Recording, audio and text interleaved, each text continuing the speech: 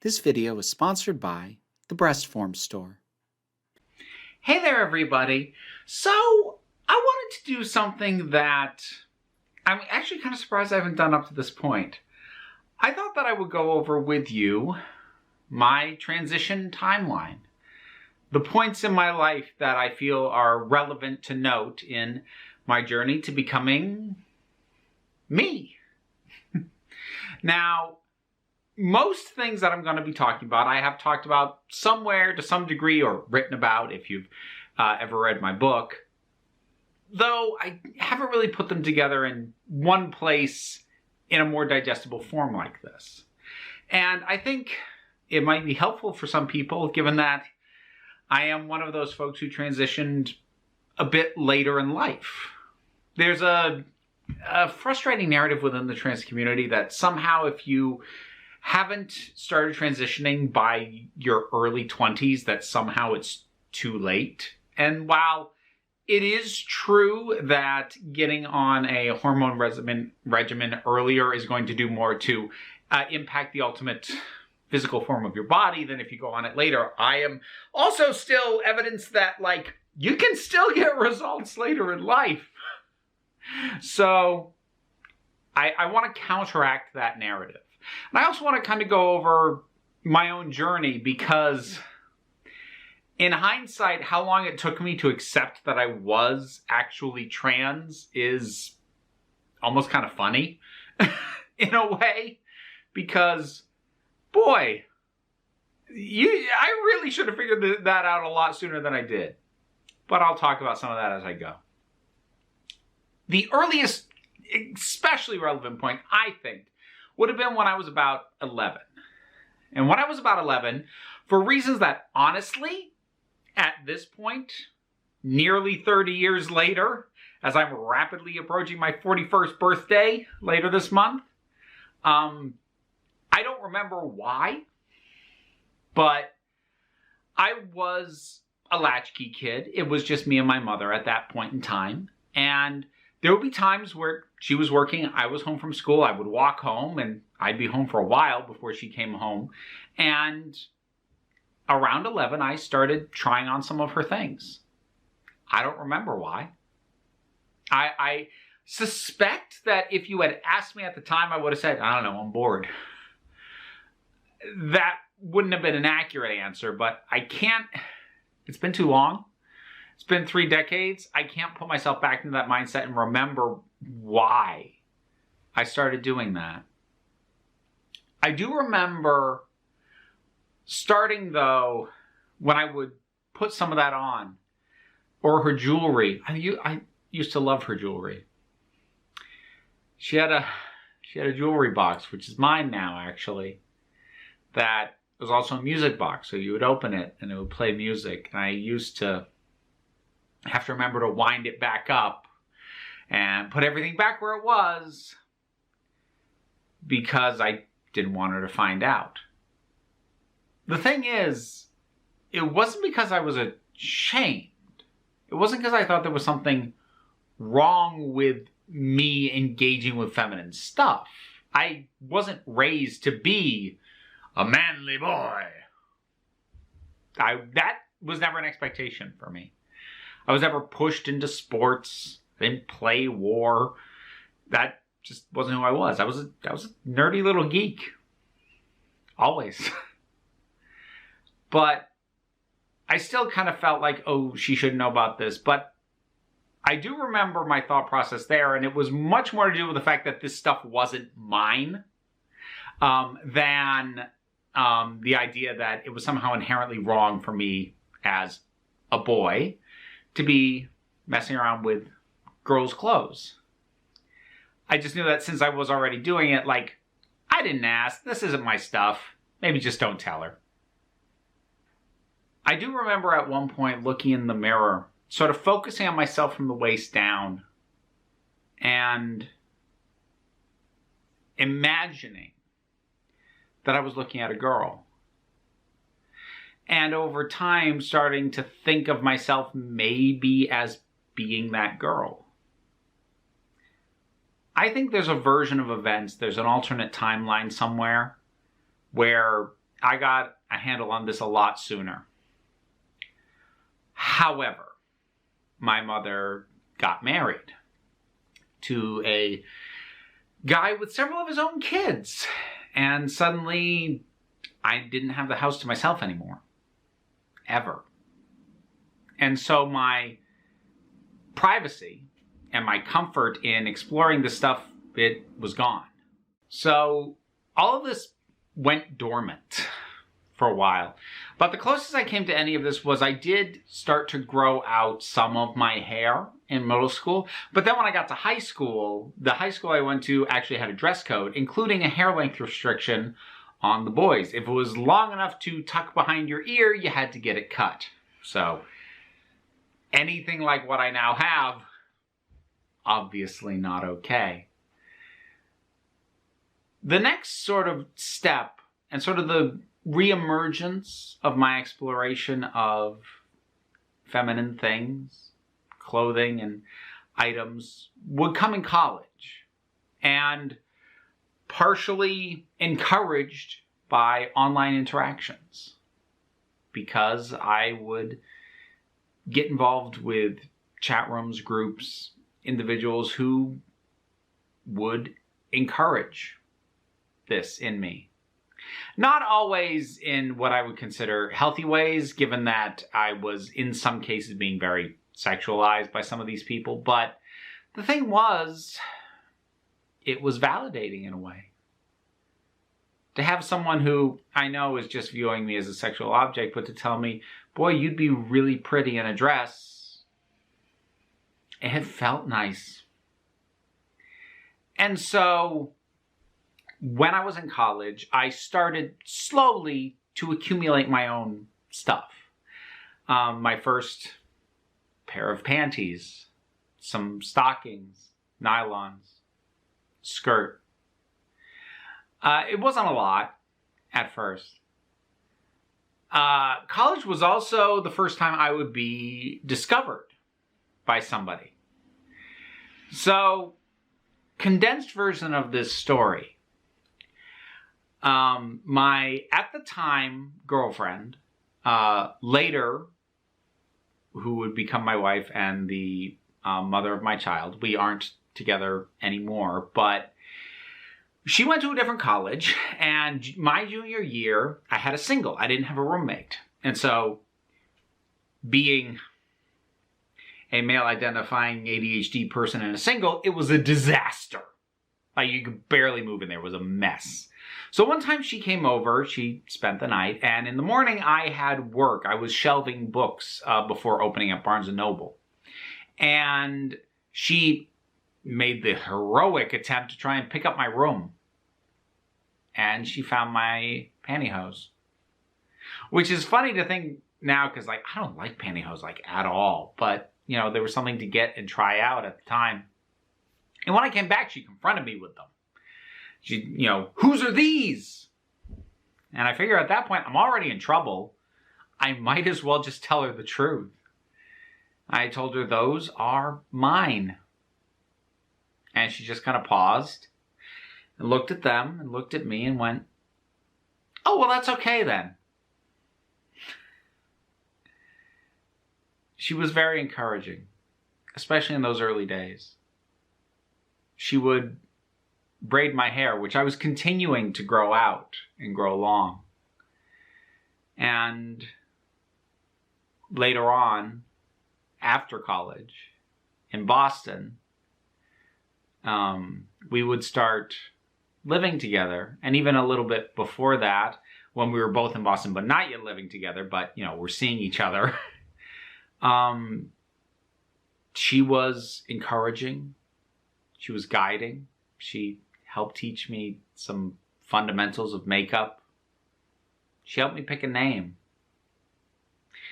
Which I suppose brings me to the name, because it was in Boston that I settled on Vera Wylde. I mentioned already that I had been interacting online prior to that. And I was under a number of different names. And trying out different names was a combination of things. It was facilitated by if I want to try a new name, I can just start a new account. It's really easy. And, just trying things out, seeing what felt right, and eventually finding myself in a situation where I need to settle on something. Now, what that situation was at 22, shortly before I turned 23, I started working at a bar in Boston. Specifically, it was a gay bar. It was called Machine. I'm not sure if it's still there now or not, but they had monthly drag shows. And I wanted to take the opportunity to work my shift on femme. And I needed a name. I needed something that people could call me. And I did have an eye towards wanting to try and get into performance, try and do some of the drag myself. And so I wanted a name that could work as a performance name, but also wasn't so outlandish that it couldn't also function as just a name. And so Vera Wylde is a loose play on the idea of being very wild. Vera Wylde. Here I am. And it's stuck ever since. Boston was also when I started really in earnest getting more stuff. I got my first wigs. I got my first full dresses. I got boots, shoes, heels, flats eventually because I learned trying to work my bar shift in heels. Ha! Ha! Ha! And I also got my first breast forms, which gives me now the opportunity to pause and talk about this video's sponsor. Because boy, would I have really loved to have had a resource like the breast form store back when I was first getting this stuff. A wide variety of products in different shapes and styles for breast forms, hip pads, and other materials as well, including pocket bras to even hold the forms. Pretty much almost anything you need is there in various textures, materials, more affordable, more expensive. Browse around and there's a very good chance that if you're looking for something to help shape your body into what you would like it to be, you'll find it there. And if you use the coupon code VERA10, you can get 10% off at checkout. You'll find a link down in the description that'll take you right to the store. So thank you once again to the Breast Form Store for sponsoring this video. And as I said, that was when I started accumulating more stuff. And I did start performing.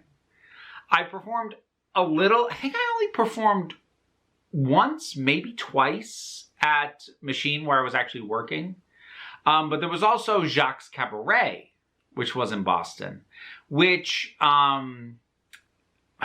the nature of the drag performance there was a little bit more my speed. The drag performers at Machine were... They weren't something that I could match in terms of the extravagance of the ball gowns, the dance moves, the high kicks, the dead drops, splits. Like, I stood out. I stood out as very inexperienced compared to them. I wasn't as glam and I wasn't as energetically dancing. Jacques Cabaret was a smaller space, a more intimate space. You didn't have to do big flamboyant stuff to take up the performance space. You could get right up to people and do specific work. If you could project enough attitude or enough character, that could be enough. And I started performing semi-regularly there as Vera. While I was in Boston, I also started modeling in several ways. I started doing art modeling for a number of people, but I also started modeling looking as feminine as I could manage and ending up with some shots that I really liked. And so at this point, it's important to stress, I didn't think I was trans. A lot of this had to do with the fact that at that point in time, early 2000s we're talking about here, the general perception of transgender wasn't as an umbrella term. It wasn't as this thing that encompasses all kinds of identities. The general public understanding of transgender was trans men and trans women, a binary trans existence. You start as a man, you want to be a woman. You start as a woman, you want to be a man. And while I enjoyed my feminine life, I didn't think I wanted to live full-time more femininely. Or more specifically, the big hang-up for me was I didn't want surgeries. I didn't want, I mean, even before later on in life where I developed my own, but I didn't want a boob job. I didn't want facial harmonization surgery. I definitely didn't want bottom surgery. And so I went for a while, at that time and for a while after, operating on the assumption that, well, because I don't completely hate my masculine form, and I don't want to change it that drastically, well, I can't be trans, because that's part of being trans. Because back then, just the term trans by itself wasn't used all that much. Even transgender was not used as much. The terms I heard a lot more often around that time were transsexual, generally a term reserved for people who had undergone surgeries or were imminently about to, and transvestite or crossdresser for people who just wore the stuff but could take all of it off and live a life as a man. And there is a distinction between crossdresser and drag queen. Drag queen is specifically a performance thing. Not all crossdressers are drag queens, and most drag queens do not appreciate being called crossdressers, even though the base activity is similar, or at least in principle. But around that time, I was identifying as a drag performer and a cis male, straight-ish crossdresser. Because my understanding of what trans was didn't encapsulate me. If I had had it better explained, maybe at that point I could have understood that I wasn't just a guy like I assumed I was. But I had to assume that because I didn't know the terms. I didn't know that trans was an umbrella. I didn't know about non-binary identities. And I even had some non-binary friends. But again, those terms, those language, open discussions about it. Education, it wasn't there. I didn't have it. And there weren't really any pop culture points of references for me to latch onto. Closest I had was Eddie Izzard.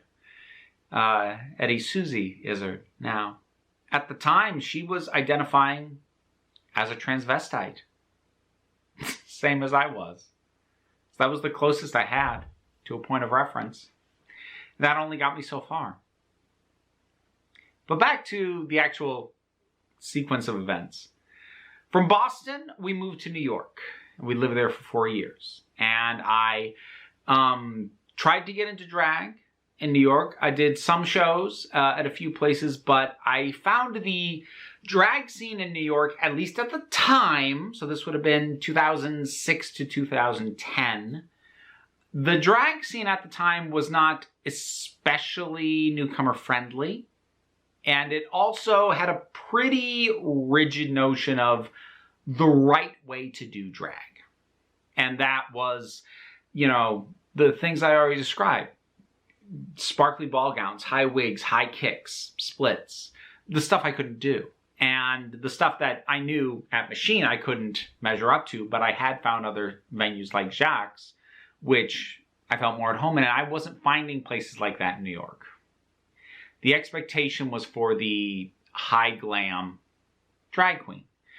And I didn't feel especially welcome, especially when performers found out that I was, for all intents and purposes, straight, or at the very least bisexual, because a lot of them did at the time, and I think some people still do, consider it to be a gay man's art form. And I was engaged to a woman. I got some side-eye when people would find that out. But then what would happen is that I discovered burlesque. And I discovered it in an interesting way. I had a MySpace friend who had taken a burlesque class, and as part of the graduation of that burlesque class, the students got to perform. So I went to support her, and I got to see her and the other students, and I got to see the instructor, a performer named Dottie Lux, who is a lovely person. I saw what they were doing. I saw the variety of what they did in terms of how they presented themselves, the attitude, the style, the level of skill, just what they were even trying to do in the first place. And the breadth of it, the freedom of it, the scope of what it could be, all the different things it could be, and just the general nature of what the expectations were, they fit me a lot better than drag did. It appealed to my sensibilities a lot more. Now, I still kind of build myself as a drag burlesque performer because, you know, I only had so many inroads that I could find within burlesque, which I found to be much more welcoming to newcomers than drag was. But, you know, I still was doing drag here and there where I could. I also, around this time, got involved with a drag troupe out of Brooklyn called Switch and Play, which is still around, including with at least one member who was there when I was there. Hey there, Kay James, if you're watching. So they were actually, at the time that I joined, exclusively a drag king troupe. I was their first queen. At this point, they're much more of a drag collective with a variety of identities and types of performers. But at the time, I was their first queen in residence. And I met some really wonderful people, some really supportive people, and felt very at home, even though they were pretty much all, you know, drag king performers, which is not what I was doing. But they helped me feel like I was safe to explore what I wanted to do. Actually, at that time, I even produced my own show. It was called Drags and Dolls. It was a mix of drag and burlesque. I would host, I'd perform, and I would gather as many performers as I could. It ran for about a year, all told. I won't produce a show again. I'm not an amazing producer. I'm glad I did it. And it, especially looking back at the time that I did it and seeing that I see drag and burlesque cross over a lot more now, I feel like I might have been slightly ahead of the curve, and I can take some pride in that. But, like, the show was fine. I'm bad at promotion, so, you know, it was okay in terms of the outcome.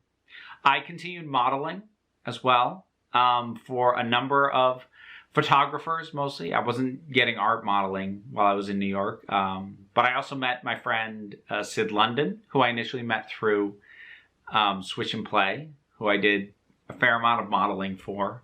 She had a very easy way of just making me feel completely relaxed. And I enjoy working with her so much. And after 4 years of living in New York, we moved and we came to Vermont. Now, once here, initially I wasn't sure I was going to find performance venues. Because the thing was, I'd gotten very used to being able to fully get done up, feminine, on a regular basis. But it was under the pretense of modeling, of performing. I would put all this stuff on it. At the time, it was a lot of stuff. It was multiple layers of makeup. It was foundation. It was all these layers. It was wigs. It was the breast forms. It was a bra to hold the breast forms. It was an outfit that would complement everything. It was possibly a corset. It was a short skirt, which meant I had to shave my legs. It was high heels. It was a lot. I did a lot to feel fully connected to my femininity at that time. And it felt like a waste to do all that to just hang out around the house. So not knowing if I was going to find performance outlets, I started this channel. Initially, the very first videos put up here were some old performance videos from when I was in New York, but I soon started the Cross-Dressing Tips for Beginners series, trying to offer the advice that I didn't have. And so for a time, the channel, initially the cross-dressing advice for beginners, and then later Dear Vera, that was what I got dressed up to do. That's what it was all for. And then I did find performance opportunities in Vermont. Interestingly enough, one of the first ones being organized by one of the members of Switch and Play who'd also come up here, independent of my coming up here. So, thank you, Jonathan Bitchman. And through a show called Peep Show that I hosted and performed in, I met the Green Mountain Cabaret. And they became my inroads to being able to perform regularly as Vera, as a burlesque performer. So, as all this stuff is happening, as I'm building this channel, as I'm performing, and as I write an article for cracked.com, at this point, looking back, ironically, talking about being a straight guy who cross-dresses. At the time I wrote it, the straight was already kind of a lie. Like, I was married to a woman. By then I had a kid. But, like, I wasn't straight. I was never straight. Like, my inclinations, especially at that time, leaned heavily enough towards women that I was straight passing, but I wasn't straight. So that half of it was already kind of a lie. And at this point, straight guy who cross-dresses? No, not anymore. But it's how I identified it at the time. And honestly, that article almost kind of served as the inspiration for writing Skirting Gender, the actual book that I ended up writing everything out in. And that was how I was still identifying at that time. I was identifying as a man who cross-dressed. But I started to find more. I started to learn more. I started to learn about non-binary. I started to learn about transgender as a spectrum. Of there being a lot more than just trans man, trans woman, and if you're not either of those, you must be cis. No. And then I found the term gender fluid. It was a little bit of a revelation because prior to that, I'd actually kind of balked at labels. I mean, I had ones that I'd adopted for the sake of explanation and simplicity, crossdresser being a big one. But the thing about crossdresser as a term is it implies that the femininity that I would project ran no deeper than the clothes. But it did. But since it didn't run so deep that I wanted to undergo surgeries, well, I thought, well, I can't be trans, so crossdresser works. It's what was the closest. And as I said, I kind of balked at labels because it seemed like most label options, I'm like, okay, that's not quite it, but I guess it'll do. I hadn't really found one that actually felt like me fully. Just, that'll do. Gender fluid. As cliched as this is, I think I actually found the term for the first time on Tumblr.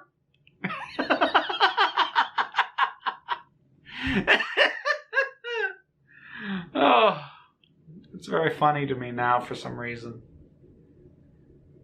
Thinking about that term, about how this wasn't just clothes, and that this isn't a character. Yes, I'd pitch up my voice, I'd change my posture, I'd hold myself differently, but it was just to bring further emphasis to the femininity that I was trying to connect with.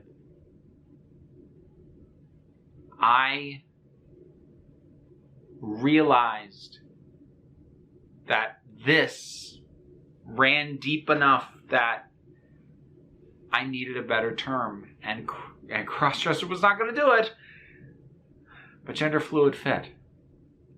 An acknowledgement in the idea that my actual sense of self shifted and moved.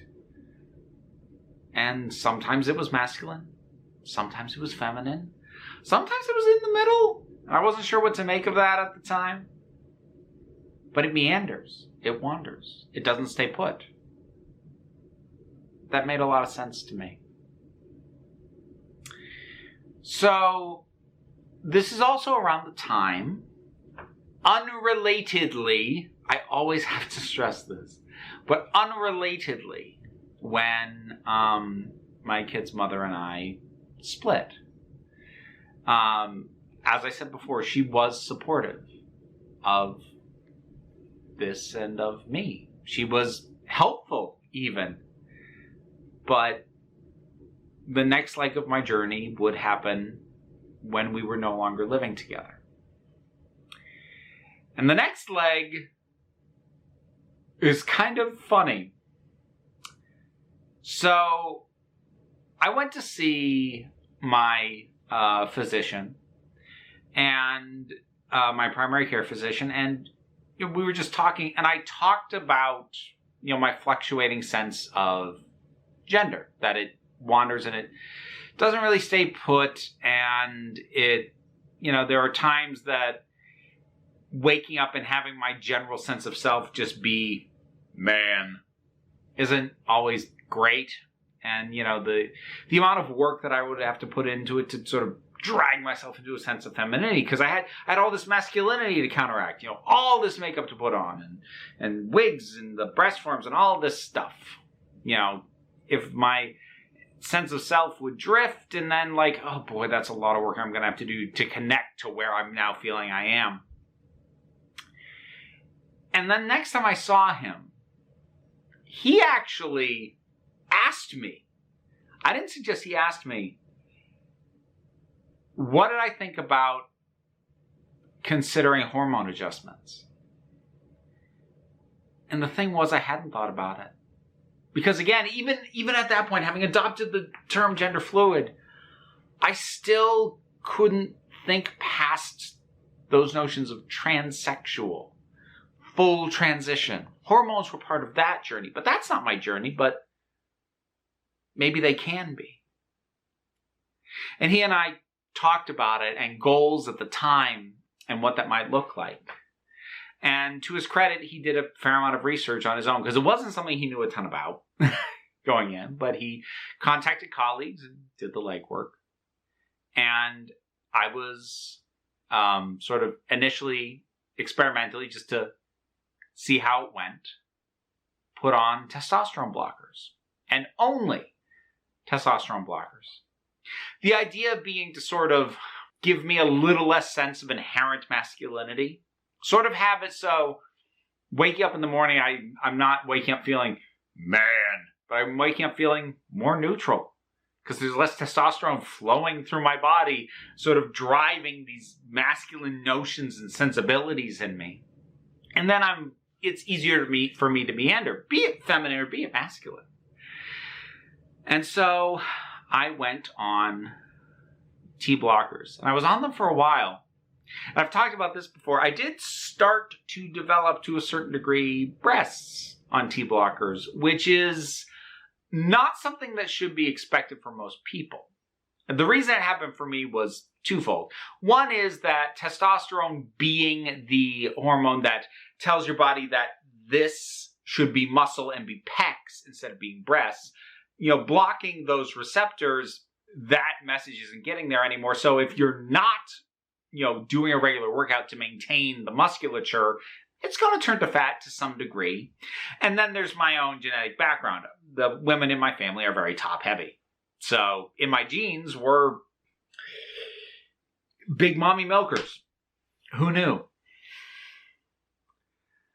And later on, I would come out on the Council of Geeks channel.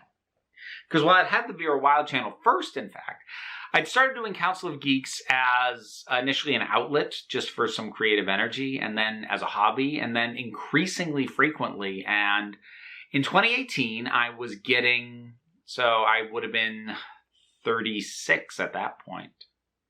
I was getting, actually, no, I was 35 because it was at the start of that year.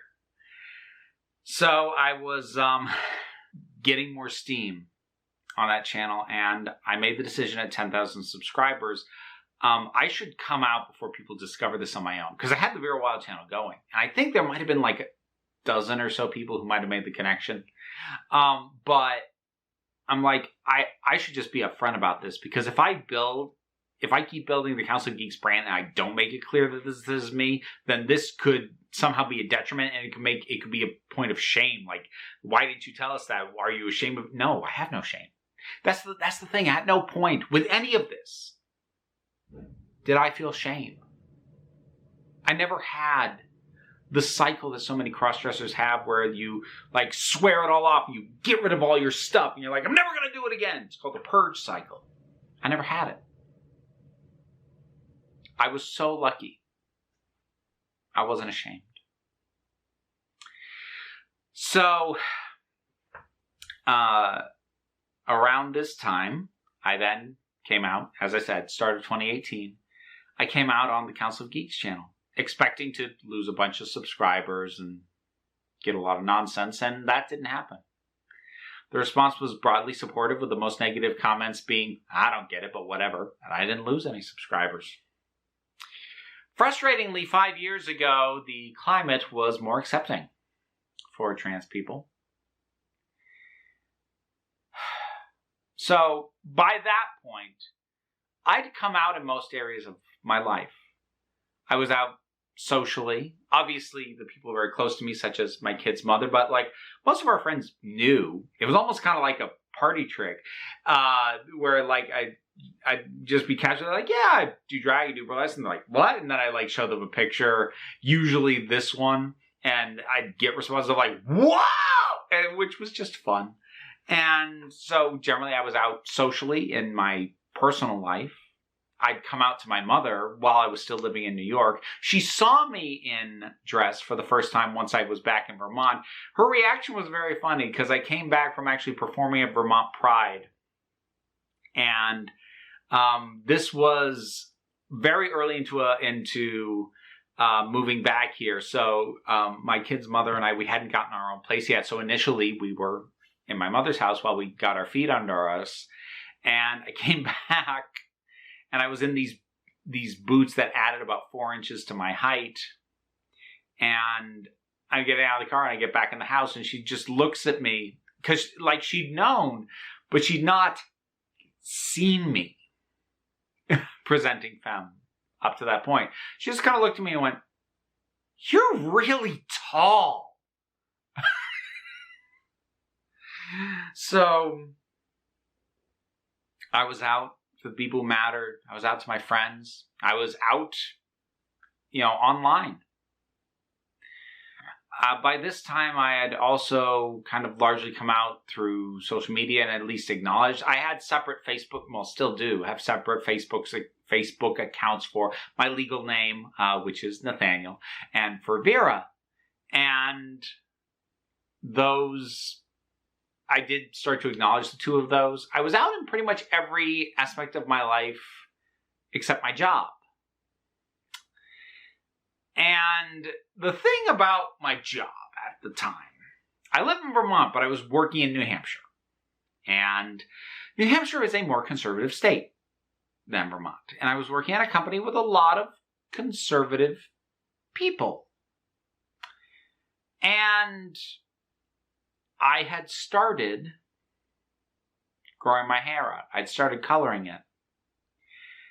And as a result, I'd started going to work in a flat cap. Same flat cap I would actually wear on Council of Geeks, because I would stuff my hair up underneath it, so they wouldn't know that it was more androgynously or femininely styled, or that there was color in it.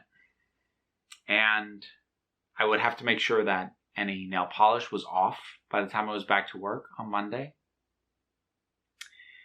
And as time went on, though, or more specifically as that job got worse, it's a whole separate discussion of what went south with that job. But that job was, I never loved it, but I was okay with it. It got worse, and it got worse and worse and worse, and I stopped caring. I started coming in with the nail polish on. I took off the hat. I started wearing my feminine frames, which I'd started getting for myself around 2016, 2017. I started getting feminine frames just for me. And I started wearing those. And I had prior to starting to do these things, like as I said, I'd started to develop some breast tissue on just the T blockers. So I was wearing sports bras to try and clamp that down, and chunky sweaters. I stopped giving a crap because I didn't want the job anymore anyways. And so as we were nearing the end of 2019, I talked to my primary care physician and said, I'd like to talk to somebody about possibly going on estrogen. Because while my sense of gender was still fluid, and it would fluctuate, and it would move around, it was landing in the masculine less and less and less often. It seemed to have drifted where it was either feminine or a sort of androgynous, non-binary neutral. It was pretty rare to be masculine. I was starting to feel disconnected from my masculinity. And up to that point, I was using all pronouns, but I asked him, can we make an appointment? And he made one for me to see an endocrinologist and talk to her about what would be involved in me going on estrogen. And I did after that. Now, it was mainly going down the list of effects, permanent and temporary. The breasts are permanent. Face clearing up is temporary. Sterility, that's permanent, but I'd actually already had a vasectomy at that point, so whatever. But I was ready to try that. And so I started on estrogen patches in January of 2020. And then 2 months later, everything locked down. I had to work from home for several months after that till they laid me off. Officially laid me off because of COVID and cutbacks related to that. Though I found out later that the layoffs consisted of only me and one other person in the design department who everybody knew was redundant. So I am pretty confident when I say they let me go because they didn't want me there. Whether it was because they didn't think my position had value anymore or just because of this. But for whatever reason, they just wanted me gone, and they used the pandemic and the shutdown as a reason to do so. It's fine. It was a layoff, not a firing. I got unemployment. And that was kind of the last hurdle. That was the last place where I wasn't out. I haven't really talked about my kid, but I've never not been out to my kid. She was, I think, 2. The first time we had her watch me put on the makeup and the wig and everything so that she understood that if I looked this way, I was still the same person. She saw the process. And so it wasn't suddenly, oh, here's your father. And then suddenly I would go away and then come out looking all feminine going, and this is still your father. That would have been confusing for her. But she watched and she understood. That's me. Same person, same me. And so for her, me being this is her normal. I don't know if she has any memory of conceiving of me as a man. I should ask her that sometime. Oh, she'll give me a really weird look why would you ask me that? It's a hard conversation to launch into. But here I am.